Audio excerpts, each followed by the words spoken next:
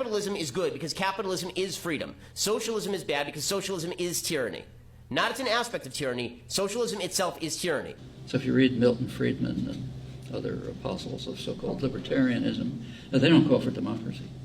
They call for what they call freedom, which is a very restrictive concept of freedom.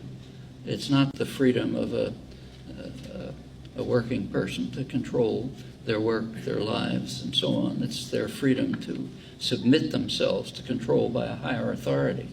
That's called freedom, but not democracy. They don't like democracy, and they're right.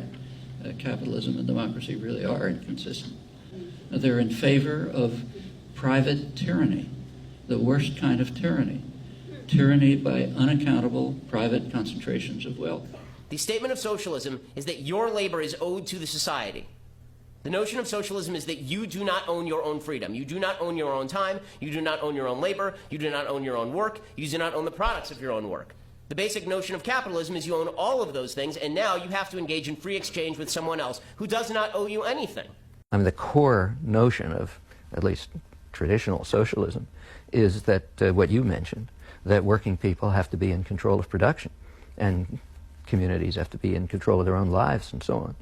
Those who work in the mills ought to own them. Wage labor, which was called wage slavery, was regarded by most Americans as not very different from slavery. Even the Republican Party regarded wage labor as just at best a preliminary to free labor, but intolerable, because it's a kind of servitude. A large part of the northern population fighting the Civil War was fighting under that banner. In fact, it's a call for essentially extension of democracy to the industrial sphere and to communities as well. As long as we have a tyrannical private power controlling production commerce, democracy will be very limited.